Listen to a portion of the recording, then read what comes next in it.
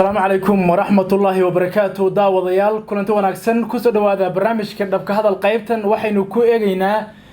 deegaanka canfarta ee dalka Itoobiya oo daris la ah deegaanka Soomaalida saacadihii la soo dhaafay dad fara badan oo Soomaali ah ayaa la sheegay in canfartu ay ku afduubteen kuwaasi oo ku socday magaalada Addis Ababa ee xarunta dalka Itoobiya sidee ayay arintani ku dhacday waan eegi doonaa hadduu eebaha wada la ogolaaday iyo waliba xogaha ama arrimaha ka dambeeya ama sababaha ka dambeeya afduubka Soomaalida ee deegaanka canfarta iyadoo aan hore u ogeyn in ay jireen dagaallo dhaxmaray marar badan Soomaalida iyo canfarta kuwaasi oo la xiriiray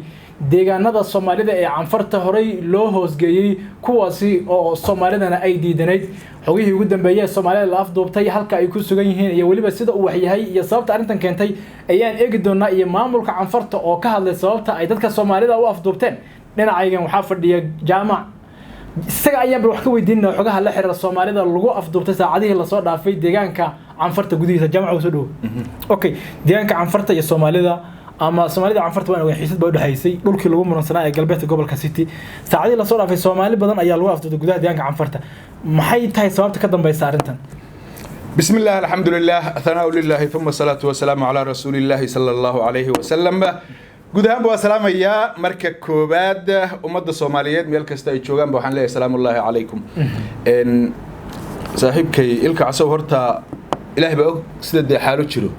laakiin waxa weeyaan indhawaale xiisada u dhaxaysa Soomaalida iyo canfarta way deganaanshahaasina mid ku yimid labada dhinac ma ahayn يعني عنفرتي با إلهي شدوده وشيدات وقبحي شدك بلاك لا لكم مشغولين ما دمرك دالم تهي هو دالم كلا الغيا بين الله أصود دروء وماذا حوجليو أنا ضد كني لجماعي ضد كني لحسوقي دلوقتي أجيد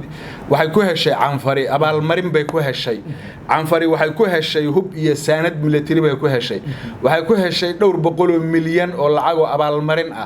إيو إن ما ركتايتو واحد بدن ay u gooyaan dhiigii shacabka Soomaaliyeed ee lagu xasuuqay galbeedka gobolka City gaar ahaan deegaanka Garbaciise marka waa laga badqabay intii maaragtay bilaha dagaaladu ay socdeen waa laga badqabay haatan waxa soo baxaya inay dad badan oo Soomaali ah saaka ama maanta gelinkii hore ay afduub kula kaceen maleeshiyaadka maamulka canfarta ama ciidamada maamulka canfarta dadkaas si rasmi ah goobaha ay laga kala afduubtay looma sheegin aaga maaragtay nawaaxiga magaalada Awaash la yiraahdo ama Awaasha ayaa ka dhaceen afduubyadu oo maaragtay laga soo sheegaya qeyradanta gaari basa oo gaari rakaaba oo xagga iyo Addis Ababa u sii socday dhexda lagu joojiyay meel cidla ah wax allaaliyo wixii Soomaali saaray oo dadka tirada maaragtay mar waa 21 la leeyahay marna laga badinayo waa ilaa 25 bay gaadhayaan la leeyahay waa kala degeen meel ay la aadeen cir iyo dhul lagama warqabo dadkaas afduub waa la qafaashay qafaal bay ku maqan yihiin de waa suuragal hadda maaragtay intaan barnaamijka ku jirno oo kale iyo wixii ka dambeeya in dadka xogtooda iyo xaalkooda la helo laakiin dadka gaariga baska laga degay jaaniya cirib meel ay dhigeen ama meel la geeyay iyo wax xaaladoodu ay ku sugan tahay bad qab iyo maxaan ku yiraahdaa to dib gaaray midna lagama warbixin karo marka wata jamco dadkan ilaa hadda xukma ka hayna halkii ay u socdeen iyo sababta ka dambaysa waxa kale oo jira dadkan hadda dad waxay ahaayeen rikaab ah oo xagga iyo Addis Ababa ku wajahnaa yay ahaayeen maaragtay to rakaabkuna mar walba waa kala gooshaa waa isu gooshaa dhibka jira wuxuu yahay markii loo socdo meelaha maaragtay xagga loo sii socdo Awaasho iyo waxa la sii maray qayb deegaanka canfarta kamid ah ee laga baxo xaggan Diradhab iyo meelaha laga baxo halkaas la sii marayaa deegaanka canfarta la dhexmaraa yaa la dhexmaray qayb kamid ah deegaanka canfarta la dhexmarayaa si magaalada Awaash la yiraahdo waxa kale oo iyaduna soo gaaraysa qeyladaan la xidhiidha in laba gaari oo ay Soomaali lahayd oo ka baxay magaalada Jigjiga saan filayo oo xagga u sii socday Addis Ababa u socday waxa lagu leeyahay labada gaari waa iswadeen iyaga iswaday I don't know anu baahida gaari kale u ka xaynayo bal min maxaan ku leeyahay Diradhab ilaa iyo Addis Ababa waxa gaari u ka xayn karo baahidaas weyn hadee dayactir soo halkan jooga dayactirkii ma loo raadiyo ma maxaan ku yiraahdaa waaba laga maarmi karaaba hadayba noqotayba in Addis Ababa loo gooshiyo waaba la iska deyn lahaaba lacagta lagu dayactirayo iyo waxa mid kale ba gooynba laba gaari waxa la yiri iswada oo midina yahay kii wax waday midina yahay kii la waday Soomaalidii waday labada gaari oo iswaday يعني iswadayda markaan leeyahay waa mid baa dayactir loo waday oo gaari weyn iyo gaari yar waxay dooni baa noqon labada gaari waa iswadeen adigu labadii gaari iswaday iyo wixii saaraaba iyagana dhexda u galeen iyagana way afduubteen way ka haysteen xagee la aadeen marka lama yaqaan de kaymaha bay ku leexsanayaan baan sidii kulli haday magaalo keenaan ama goob maartay booliis la keeni lahaa dadka xogtooda waa la heli lahaa waxay ku sugan yihiin dhaawacooda iyo maartay to badqabkooda iyo wixii soo gaaray waa la ogaan lahaa gawaadhidii iyo gaadiidkii kuwii basaska way joojinayaan wixii Soomaaliyeed meesha ku jira waa maartay way la degayaan wixii gaariga Soomaaliyeed ay arkaan inay Soomaaliyeed wadana Soomaalida iyo gaariga way isla leexsanayaan wakaasa man taxsamaro magasiiniin bal yahay waa tahay wax hadal ah oo labada maamul gaar ahaan waliba canfarta oo ku saabsan sababta dadkan Soomaaliyeed loo afduubtay ma hayna ma horta Soomaalida maamulka Soomaalidu aanu ma garanayso uga hadlay maamulka Soomaalidu dadka inta fiyow maamul u yahay intii wax ku dhacaan ama la afduubto ama dhibaato soo gaadho maamulka Soomaalidu ma matalo laakiin qolaan canfarta ayaa waxa la yiri ka hadashay kulli mid magaciisa maartay ka gaabsaday inuu sheego oo caraysan baa hadlay baa la yiri aadi muxuu yiri marka wuxuu ku leeyahay taanki moogtay dib baa ilaahay imtixaan baa qoorta loo galiyay aadi iyaga iyo TPLFT waa kuwa isku imtixaaman TPLFT canfarta way soo didisay meel dhaxay keeneen dhul balaaran bay ka qabsaneen fiican soo hada garan aadi marka dhaawacoodii iyo waxyeeladii baa ku badatay canfarta meel walba gaari dhaawaca wada yaa marka yaa ka jira magaalada Cundhuuf la yiraahdo ee deegaanka Soomaalida oo kamida meelaha uu damacu kaga jiro nimankan canfarta yaa waxay ku leeyihiin gaari kaana oo dad dhaawaca wada oo nimankii ay soo eriyadeen hadda ma kala foga Cundhuufada iyo meesha hadda meelaha dagaalada hadda ka socdaan ee la isla soo gaaray waa wax maartay adigu aan 100 kilomitir hadayba gaadhayso hadii kale waa ka yar tahay iyo hadda u soo gaareen iyo Tigreegi soo gaareen marka waxay ku leeyihiin gaari kaana oo dhaawac wada yaa Cundhuuf laga celiyay xagee wada marka demoji adisoo lama yaqaano gaari kaana oo dhaawac wada jidka mari lahaa yaa ciidanka Soomaalida ee Cundhuuf joogay iyo xabadeeyeen oo cayriyeen ha anaga marka waxa weeyaan iyaga Tigreeg waa basuukaanimada wixii Soomaaliyeed aragno waa sarraaf amal marka Soomaalida loo cadeysay carada dhibka jira wuxuu yahay canfarta waxay garan la yihiin meel aan ku heshiinay horta wali ma jirto dhalinyarada meesha joogta Cundhuuf joogta ma aha ciidan dawladeed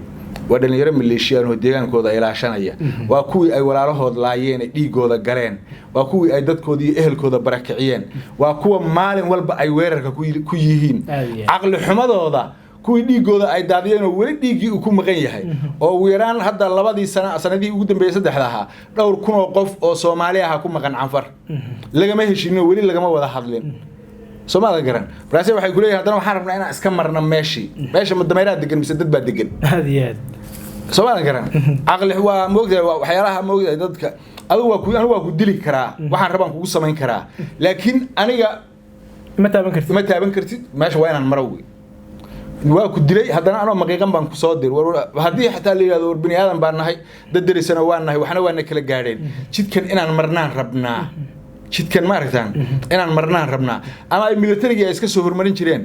ay soo ka haystaan waxan bay ahaan lahayd moogtahay laakiin dhacdayskooda iyagu qaqawan canfaraha maxaan ku dhaahdaa yaan jidka maraynaa dhiigiina waa galay oo waxba ka taas aqli ma aha canfar haday aqliga dib ay isugu noqoto muhiimadu waxa weeye meeshan dib badan bay geysteen dhiig badan bay daadiyeen ummad badan oo Soomaaliyeed baa ku maqan oo dawladda Itoobiya lugta ay u qabatay sidaa daraadeed وإني أنتي إلى أي حد ماركت أنت لقى أرجوسنا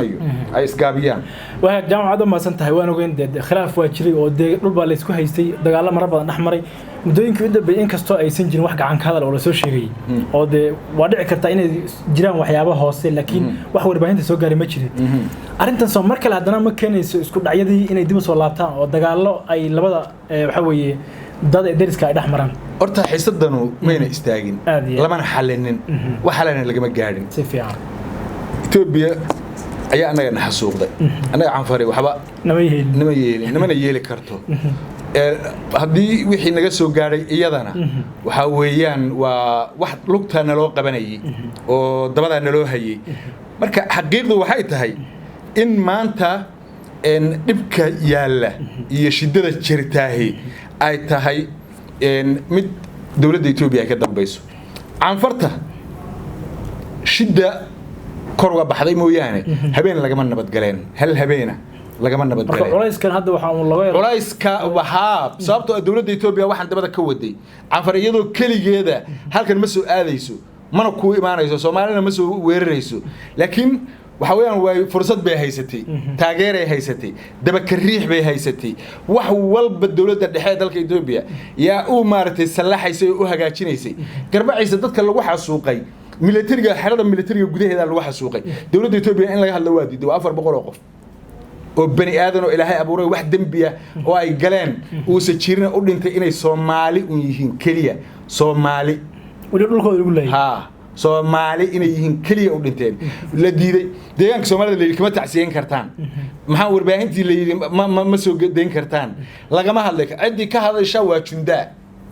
تنجا ميال يمسك تنجا ها يلا شيء مركب وحوي عن فريق يلا نبكي ودي أو شدة ودي هذا أنا إلهي شدة كلو يدي كو امتحامي سومالنا وأولياء إلهي ماشي أسكف الفرد ده أن واحد يبقى عندنا وجيسين مساكين تذكي مساكين تاها عقوبات اللي جاي عن فروح كجوي تكريبه كجوي الله كسل ذي إلهي كسل ذي واللي بهذا وسيح وجيس يا هذا دبي بقول حاوي حالته هذا وسيعة كان يساء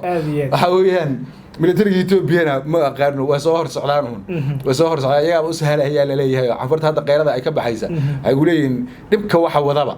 إنه ما كسهر كعيبة ميليتري صابته ماشي مركز الهواء بقى ميليتري ويسيقوليان قرب كي يهوب كي يجادي كي هيستنا ويسكت تجيان وبحاول لأنه قاري يساق ماله نبكى جيل حوي نيجي قرية يساق ماله قاري أنا ماله دريس كنا ماله أنت بنتو دقوس كذا قاقي نفسي بتبتسني يا آية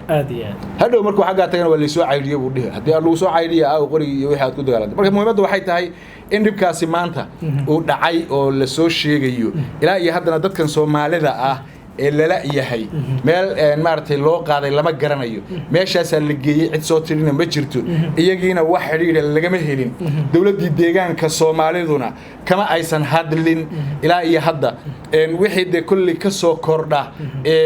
حق يو مارتي حال كذا كوساب سنة وإنه أركض دونا لكن إن شاء الله تعالى وحن أرجعين إنها خير وحن لنا هي عن فرويات هرت واحد باهي بينما ما قبت موقت سوا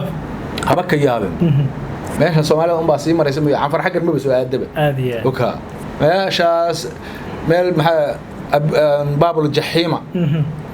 اللي هذا هل كل راسي سكتش بس دافان بيله يقولك بورها ولا تقطقية يسكت شوجان مرة حقنا مصر السودان حتى دان ديره شوج ولا سبة هي عن فرح عندنا مباحنا وحنا معنا وقررت جيدها كل جنب بورها أنصارا هذا ما سأل شو ده مثلاً جعلنا ساكو بتجمعوا وأنا حاسب وحنا جايين إن عن فرت الجار لسي والدولة الصومالية ده يوجيسي هذا ديان كان عبارة كجرا ما عمر كده سوى مالويته وحوك كان بقول مليون واحد وش هذي ده الشري وحكانتي عن فرتي وندرس نولو إذا بقوا صومالي ويجا إكستود خلاف لنك حدك هو الصومالي دول كان حق ولا ده ونقدر حيو يجوا ما لطش كود ما عبارتنا ساميسين بس إنهم بحسنا يوم حنا مسيان دماء إنك wax ina siiyay markii xaqiiqda laga hadlo hiriirida ka jiro hiriiriduna waa Soomaaliya كم سكيل لو Soomaali oo waxba kama duwan ha hadii ma hiriiridu waa Soomaaliya waa dadkan Soomaaliya shaansho ama barawaani dadka la yiraahdo ee xamarweyne iyo baraawe iyo marka iyo degan hiriirida hadda maqasho waa dadkaas weey waa dad Soomaaliya oo islaama oo waxaan ku yiraahdaa to aan wax walba nahay weeyaan kuwa waxa ka yimid anigu waan rumaysan karaa laakiin ay kale Itoobiya hadda waxa islaantan joogta Addis Ababa leeyahay ka timid waxba kama jiraan waxaas oo dhan waa igu sawir iyo maxaan ku yiraahdaa dadka lagu sii jeedinayaa wuxuu aaway soo lama arko waxa soo lama arko canfari iyada baahan walaal iyada nooga baahanba mar walba dawladda deegaanka Soomaaliya waxaan ka codsanayaa in gurmad hore la gaarsiiyo canfarta ma iyadoo dadkeen afduubanayso sababta anaga ka qanisan awal hore iyadoo nalaynaysa soo lama siinaynin markay nalaayaan ama markay dib noo geystaan waa in gurmad la siiyo way oo ay maxaa waxa qaar marka malayntii aad nalayseen ba xabadaha inuu dilaan rasaastoodan bixinayna lacagta ka gashay gudahayto dibkii waxa la leeyahay wixii intay waxyeelada noo geysanayaan wixii dib ah ku gaaray waa in loo magdhabo way sababtoo tabaraan isaga celinana ma hayno aqli iyo dadnimo aan isaga celino kalena ma hayno waxa weeyaan xataa ceeb ma aha xataa inaad dhahdo warwaad naga adkaateen oo Itoobiya lugta nookin qabatay carruurta iyo maataraha naga laynay walaalayaal meesha ha joogaan idinkuna meelihiina jooga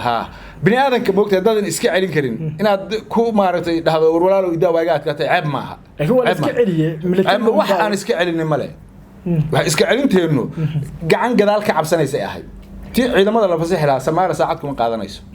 canfaro dhan marka la isku kaciyo liibi booliska iyaga isla eg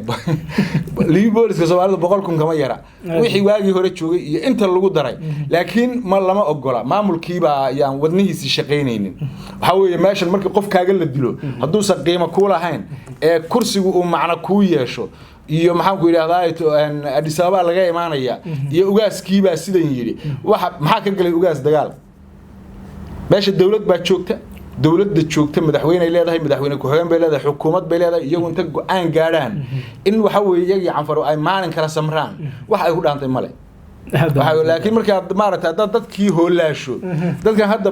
dhamaaday oo dhan dawladda hoolaashay dawladda hoolaalin waxa weeyaan way soo barakici lahaayeen lafooda la soo carri lahaayeen laakiin waa la difaaci waa kan ugaaskii baa hadlay xagga lala hadlay hebel baa la hadlay sidii loo lahaa umba dadkii birta laga aslay